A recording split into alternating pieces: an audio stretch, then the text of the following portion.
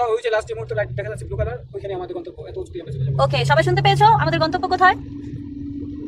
তারপর পাহাড় সম্বন্ধে আপনার কাছ থেকে আমরা কিছু জানতে চাই। এটা আমাদের বহুত পুরনো স্মৃতি, আমাদের 15 বছরের অভিজ্ঞতা এই ইমারতের মধ্যে। যে সময় গিয়ে বিয়ার আগে, ঠিক আছে?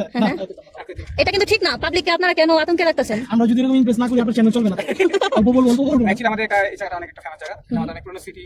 বাড়ি বাড়ি আসতাম। কি এখন নাই, যে দেশে আছে এখন। আপনারা দেশের কাকে মিস করতেছেন?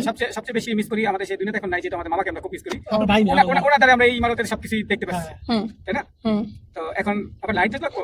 আমাদের গুলো হয়েছিল। এবার বলেন, আমরা আপনার কাছ থেকে গল্প শুনতে চাইতেছি। আমি ইমোশনাল হয়ে যাবো, যেহেতু মামার কথা হচ্ছে, ক্যামেরাটা ঘুরিয়ে ফেলি। না মিস করতেছেন আঙ্কেল, ওইটা তো কইলেন আপনি।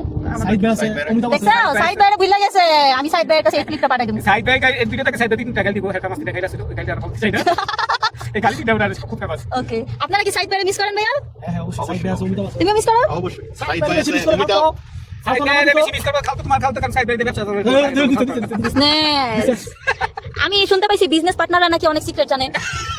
ঠিক আছে, বিজনেস পার্টনাররা নাকি লাইফ পার্টনারের সিক্রেট জানে। ঠিক আছে, তো তোমার সিক্রেট কি সাইড বাইটা জানো? আমার সিক্রেট না, কেলি ভাই সিক্রেট সাইড ভাই জানে। ওকে, আর সাইড ভাইটা কেলি ভাই। সাইড বাই খালতো না বানাতে কি বিহাইন্ড আছি। কমিটমেন্ট ভেঙে যাচ্ছে কিন্তু সাক্ষাৎকার দিতে দিতে দেখছো? হ্যাঁ এটা তো আমি দেখতেছি খালি।